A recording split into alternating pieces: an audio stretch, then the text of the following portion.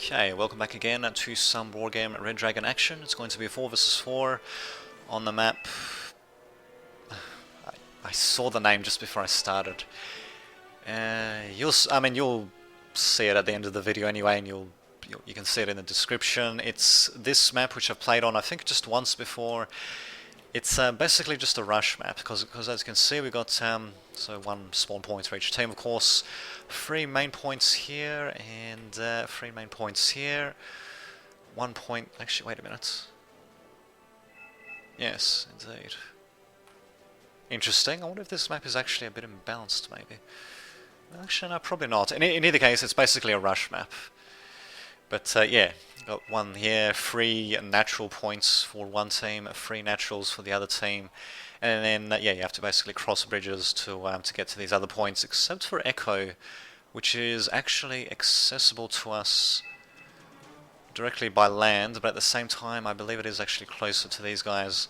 Foxtrot is usually the defining sector, or at least it was in that other match that I played. And yeah, given the amount of urban sectors, yeah, I don't know, it just seems like such a heavy rush map, just because once you can capture these urban sectors, and once you can basically capture these bridge crossings, then it makes it incredibly hard for the opposing team to basically to try to capture these zones, just because of the fact that this map is split up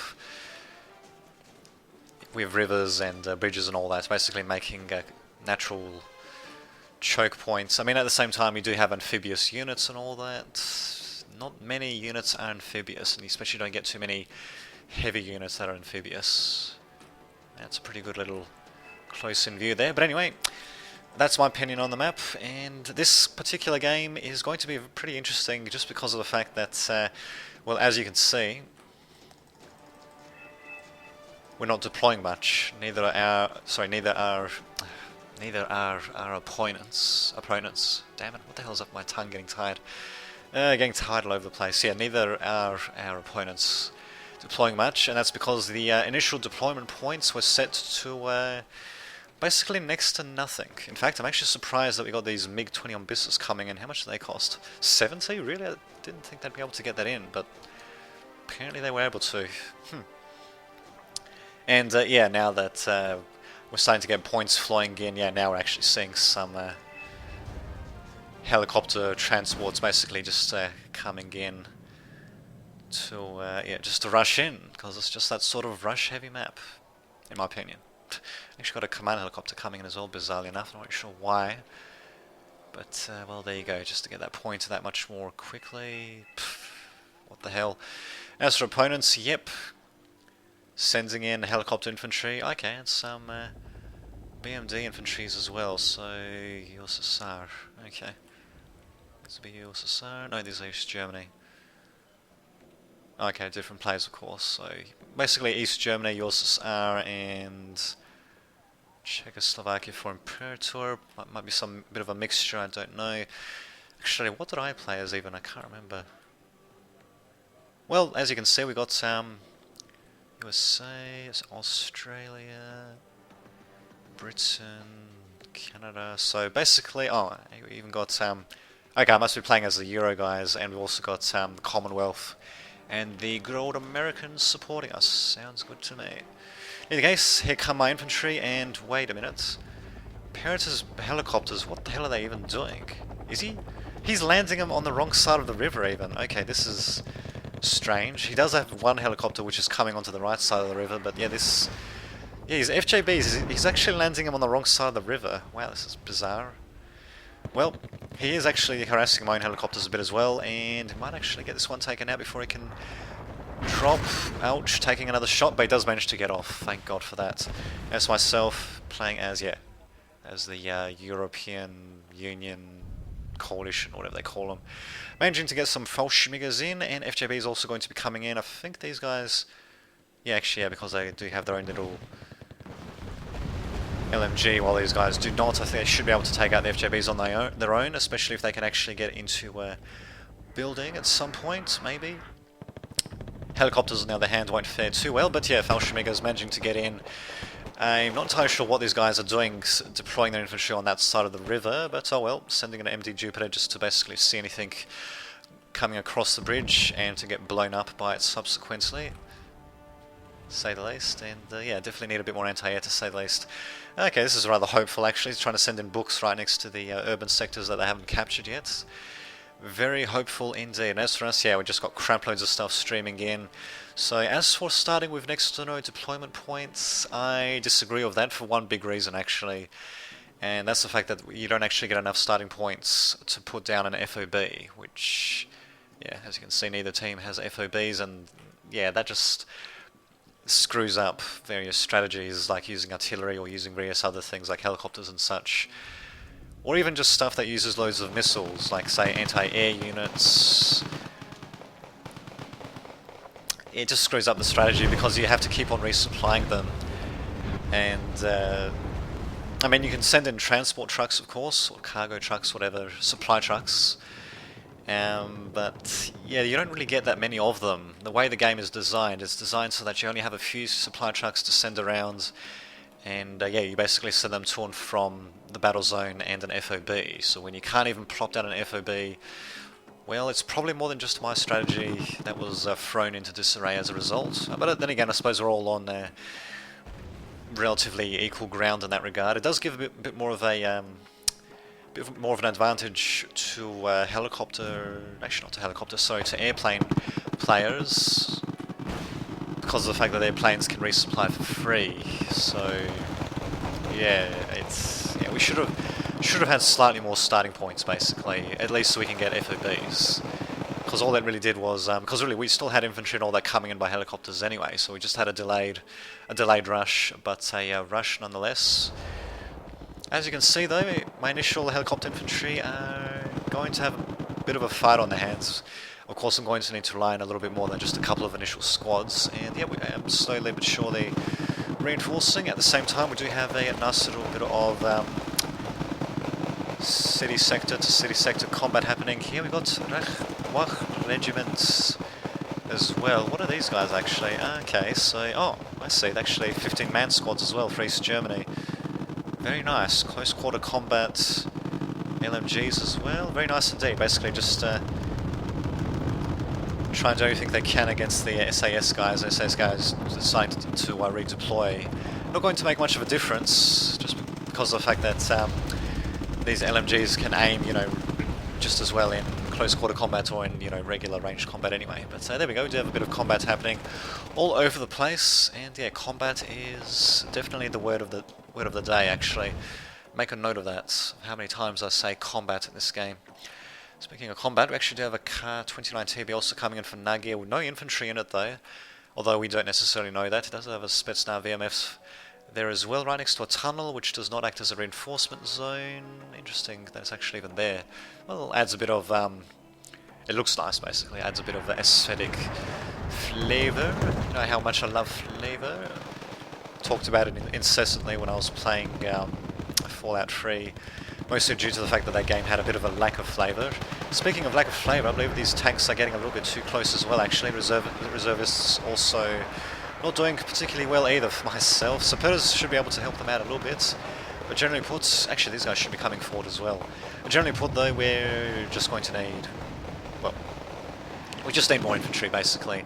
Thankfully though, I do manage to stem the tide on the western segments. FJB is getting caught up, Sappers are flaming the shit out of them, reservists also coming in, taking a bit of damage, getting panicked unfortunately, so getting flanked, panicked, damaged, everything, whole shebang. Oh well, to hell with them. But at the same time, Echo is actually turning out to be quite a bit of a battlefield as well actually, compared to the last time I was playing on this map, and we actually are having quite a desperate fight here. But Wach regiments are, yeah, doing pretty damn good, especially versus just regular infantry. And the SASs, who do have very nifty AA missiles, but they don't have any machine guns as a result, so we're just going to need some more stuff to come up there. Still though, we'll see what happens though. Combat actually, if it can get some good shots off,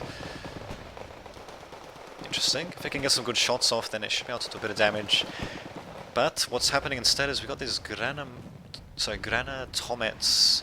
Not really sure how that A with the little mark above is meant to be pronounced. Granatomets with grenade launchers actually, so special units for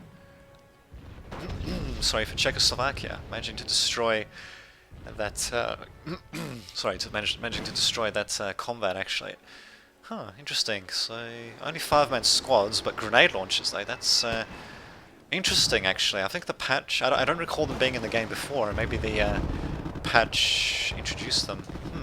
Interesting, interesting weapons we're seeing actually being deployed all around. So there we go, I was actually vacillating whether to even commentate on this game just because it was so freaking screwy due to the starting points, but well, at the same time, I mean, the screwy games can quite a bit of the time actually be well, pretty fun to watch as well actually, just because they're so screwy, and basically seems to be what's happening. Got the Leopard 2 Mexus, what the hell? Okay, that's Canadian, a Leopard C2 Mexus, not actually Leopard 2, Leopard C2 Mexus coming in, a Canadian Leopard for Koshi.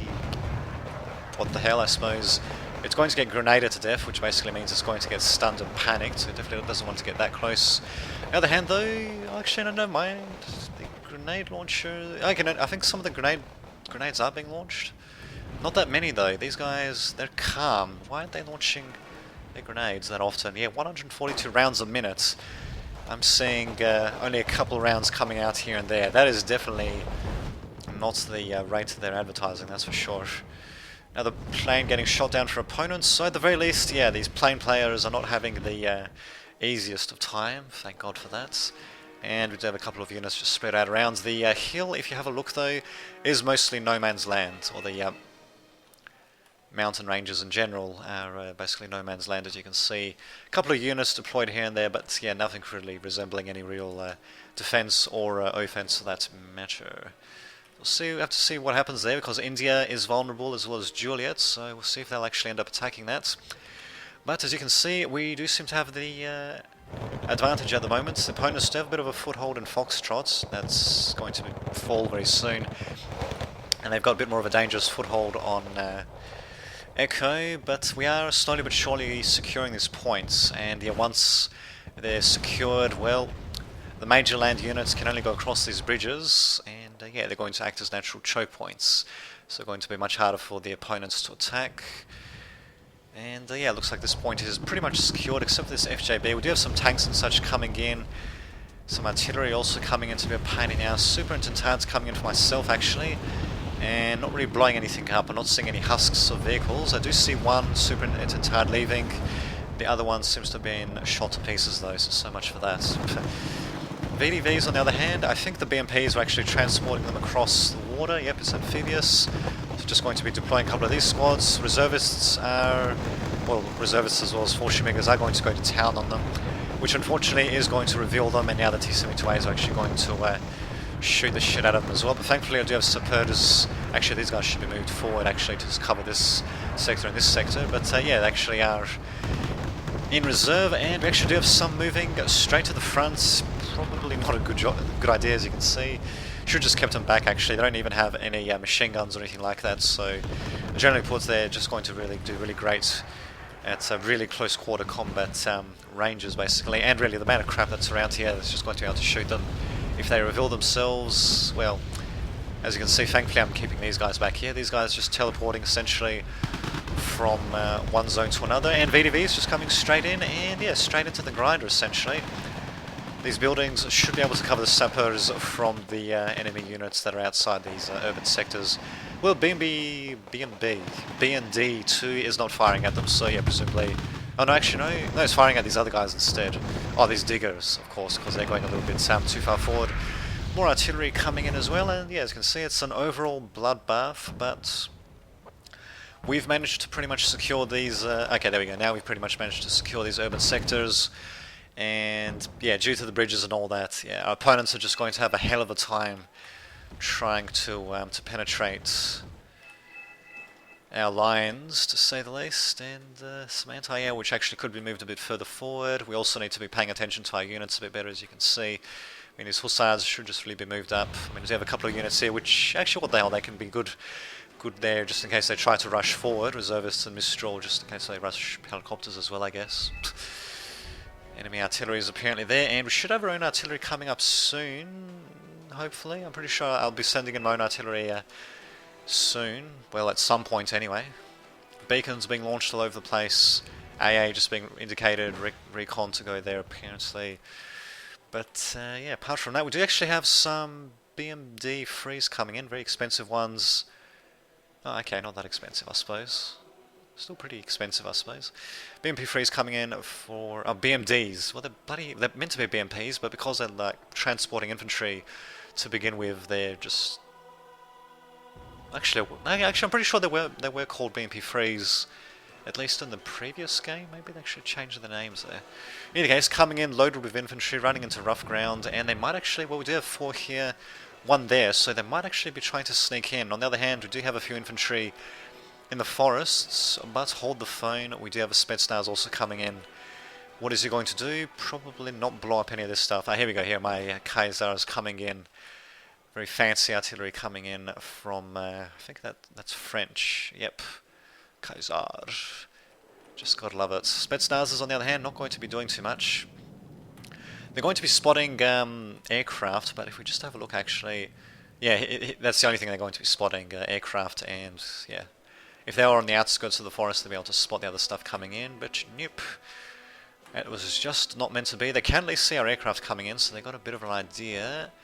They're not sending in any interceptor or air sup aircraft on the other hand, so probably that intel is probably not doing them much good. Although, actually, no, wait a minute, they'll see the Raven coming in, and that'll at least cue them to disable their SAM radars, but at the same time, they didn't disable them, so Raven, on the other hand, going pretty close into enemy territory, but still managing to survive. Thank God for that.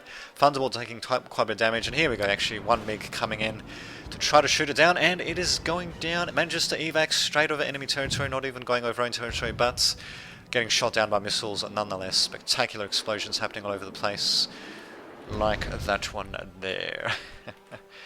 Indeed, and apparently they want to attack this point, thinking that it's actually relatively undefended, and it is actually relatively undefended. In fact, we don't even have much anti-air there. We do have some ATGMs, bit of anti-air around here. 1 Challenger Mark III, but we do have recon. Sorry, we do have recon on the other hand to spot anything coming in as well. Actually, so won't be able to take us too much by surprise. Spetsnaz is actually going to be moving in, and we'll see what damage he actually does. He probably won't be able to do too much. He might be able to maybe shoot down these helicopters. We'll see what happens though. More stuff being dropped there. Just want to... oh, lots of targets for artillery, of course. Just want to see what this guy actually does. Is he going to capture a Villeray Logistique? Maybe? No? Yep, there we go. Managed to capture that. We'll see what else he does. Might be able to shoot down a helicopter. Just have to wait and see what happens. More megabisses coming in from Hononi. Just general multi-rolls. Well, very cheap multi-rolls I can see. Shit ECM. Ground attack rockets. I've actually noticed that they can be useful on occasion, but honestly I don't really like should I say just those little rocket pods myself actually. Unless if they're like anti-air rockets, in which case they can definitely come in handy. In any case, Spetsnaz, all they've seemed to have done is just capture this VLRA, and that seems to be about it actually. And down goes the VLRA. Spetsnaz is getting panicked, but that's about it actually. In fact, they haven't even lost any health, bizarrely enough, even though they got panicked about actually losing health somehow. So actually managing to, I suppose, take away a supply truck for free. We'll take one out for free. They didn't actually manage to capture it for themselves, but there you go. Not sure if it was really worth it, especially since we're going to be on high alert. We're probably going to be expecting other stuff to try to sneak in, and we actually got a whole bunch of Pumas and Chinooks coming in to try to take them out. These VDVs and BNDs are going to be another threat, but on the other hand, we do have some FV 304s, sorry, 432s, not 304s, to, well, to at least spot 1 squad, so that's actually going to alert us to the fact that there is something here as well. So actually, we do seem to be getting some warning as to the attacks that are happening. The Spetsnaz being entirely by surprise, but yeah, now that we know that there's VDV squads here, we're probably going to suspect there's going to be more than just that coming in to us, so hopefully it's not going to be too much of a surprise. We'll see what happens though. We do have some, well, these guys are loaded with bombs, not bad ECM, so actually, yeah, not too bad HE for that many bombs. Let's see what they're actually going to do. Oh, they're just going to evac. Damn it, they're not even going to do anything. Alright, well, let's see what these guys do with their fancy rocket pods. It justifies turning them into multi-role planes with shitty ECM. Okay, I guess I won't be tracking it in that case. Well, there we go. Managed to destroy a light vehicle. That's oh, still got missiles to spare as well, or rockets to spare, should I say. They're not going to be much of a stand much of a chance against Eurofighter Typhoons though. And down they go, rather dramatically, to say the least. BMD free, destroying a helicopter by the looks of things. So stuff just falling out of the sky all over the place. But the fact remains that we managed to secure these zones, and we do know that there is something coming in through these forests. We know of at least a couple of VDV squads, and we're probably going to suspect much more than that. So, yeah, and now that we've got stuff reinforcing, yeah, they're probably not going to be able to pull off too much of a of an actual sneak attack here, or an attack at all generally, although they are blowing up our stuff at the very least. They are still advancing forward, so it is definitely a bit of a concern, probably not too much of a concern. We're basically just going to be fortifying our points here, and they're going to try to attack, or no, they're just going to be holding position, out of cover even, so these guys are going to be well in view, actually, even getting attacked by Reckies. Yeah, we didn't see that coming. Still going to be in full view and revealing themselves, but thankfully we do have some infantry and such coming in as well, so if they do try to come in, especially if it is choke point, we should be able to destroy them relatively easily, hopefully. Oh, Coyote's got his own Bushmaster autocannon as well, but it could come in handy if actually anything comes over this bridge, which doesn't seem to be the case. Trying to launch a couple of missiles, but don't think actually... Oh, maybe I might have blown up this tank. Unless if it got blown up before. But in any case, actually good job from my aircrafts just managing to actually evac away from enemy anti-air. Not really sure what actually influences them to evac in one direction or another. But in any case, good job to him, I suppose. They didn't evac into enemy AA like an idiot and die. On the other hand, this Spetsnaz VMF is actually still alive and still unspotted for Nagy. He's actually pretty much in the heart of our territory there, but if he does try to make a move, then if Nagy tries to make a move, that is, with the Spetsnazers, then yeah, they're just going to get torn to shreds. So he can't really do anything with them apart from watching planes and such fly overhead, which I suppose is not too bad when it comes to free intel. Apart from that though, not much else. These helicopters probably should try to get the infantry to unload, and yep, they actually are dropping, but they're not unloading, so I think Tikoshi just forgot about them, and now they're going to die horrible, horrible deaths at the hands of autocannons. Helicopters for the autocannon gods. I have to admit though, they can take a few shots. But is he? Oh good, yeah, he's finally unloading them. Certainly took his bloody time there, to say the least. God damn, what a ridiculous round indeed. But yeah, at the same time, really, it's just... Yeah, there's a few sneak attacks here and there, but overall, what the hell is this Eurofighter doing? Jesus, just flying over like that. Thank God they didn't have any anti-air. But really, they're doing a few sneak attacks, but we're managing to discover them early, so they're not really doing too much at all. Now we've probably got crap loads coming in here. Yeah, we know to attack this position. So yeah, opponents, they've got a bit of work ahead of them, to say the least. They do have quite a few artillery pieces that seem to be well supplied, just purely due to the supply trucks still managing to stay supplied, I suppose. Apart from that though, not really hitting too much, managing to hit some LVTPs, and might be able to maybe damage these guys. I think, did something get blown up there? I think I saw a name there that disappeared. Might be mistaken, but yeah, apart from that, we're just trading shots here and there. Battle lines aren't moving too much. This isn't exactly the best map for mobility, as you can see, and yes, we're playing Red Dragon myself. Maybe after this, or I might just play some 0K. We'll see what happens. We'll see what happens. More missiles, or rather more bombs being dropped. Oh, actually, that's very nice. Almost destroying these BMP-3s. Unfortunately, being dropped a little bit too far to the right, but just a little bit more towards the left would have taken out everything there. But in any case, these guys are panicked, so they're not going to be able to do too much anyway. And we do have a longbow coming in, which is calm and serene, just blowing the crap out of them. So AH-64D longbow, one of the new units introduced in this game. Basically, it's a recon helicopter, exceptional optics. with some damn good Hellfire missiles and a damn good autocannon as well. So a bit of AP power, and the Hellfires, they actually are fine for get, so you can just come in, fire the missiles, get the hell out of there, or maybe just stick around and pound the crap out of everything it sees with autocannons. To hold the phone, we actually do have an attempted attack by our opponents here, basically just bum rushing us by the looks of things. Super Ententard flying straight over enemy lines. You can probably guess what's going to happen to him. I'm not really sure what the hell I was doing with him. He hasn't even used up his missile. He's... wow, okay then. That is... I wouldn't call him heroic. That's just a mismicroed Super Ententard. I don't know what the hell I was thinking sending him there. If he actually manages to evac, that's going to be so freaking hilarious. He's actually turning around. He still hasn't used up his missile. He's flying back over our lines. These MiGs have launched their missiles. They haven't done anything to this.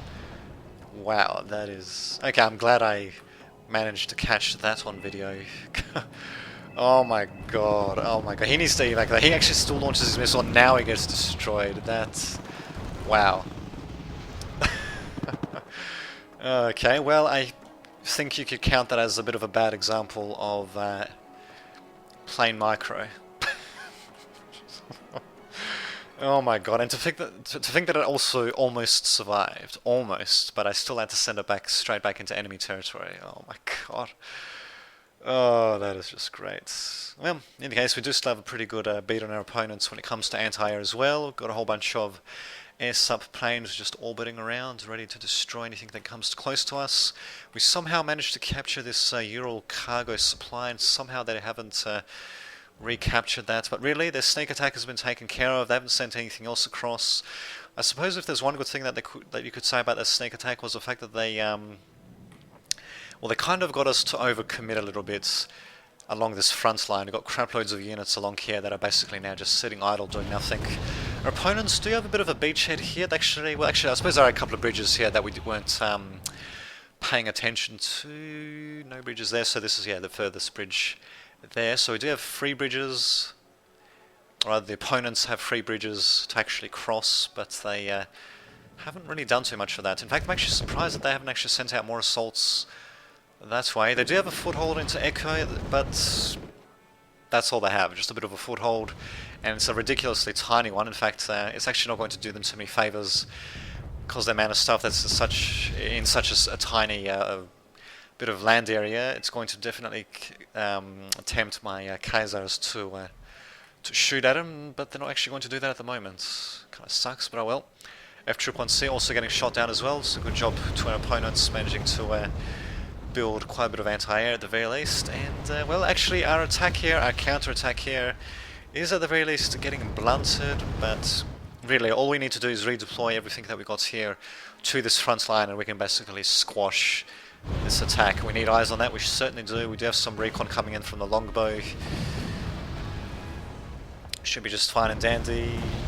Wow, his missiles are missing quite a bit though. Putting the miss in missiles. There we go, the last one finally takes out that shitty little T-55. And yeah, we should have plenty of recon coming in. In fact, I even send in my own little cheap Aliquette free just to, you know, make sure we got some recon there. But wow, they actually got some rather annoying AAA pieces there, to say the least. Definitely don't want to get my Aliquettes too close to that. Apart from that though, we at least do have some combats happening. But yeah, yeah, our opponents are just going to have too much of a hard time actually doing anything, but what the hell, at least we're seeing some attempted attacks from our opponents. They're not, at least they're not resigning. Great timing, that is perfect timing. Okay, well they didn't resign until now at the very least. I've definitely seen far earlier resignations by than this, but at the very least, yeah, they actually they did play for a bit. They definitely did give it a good hard try, and actually, hold the phone. They actually do have some infantry coming in. The VDVs, yeah, going to get torn up quite a bit before they can even get into any cover though.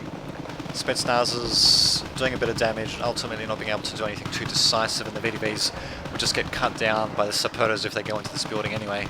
Hellshemiga's also going up as well, so yeah, okay, we do have a few attacks from our opponents happening here, and they're actually managing to get a bit of a foothold occasionally, and there we go, yeah, now they're just surrendering en masse though. But at the very least, kudos to them for not surrendering earlier, and I believe we actually won due to mass surrender there. Yeah, hell of a game indeed. And yeah, not a particularly good map. I believe the host, which was this Boogie Woogie guy, I believe he did try to compensate for the map's rushiness by changing up the starting points, but all that happened was that we just had a delayed rush instead, which, yeah, it was still a rush. It took a bit longer, so not really sure how much of an improvement that was, but still, interesting. Sorry, interesting little game, and yeah, I shall see you all next time.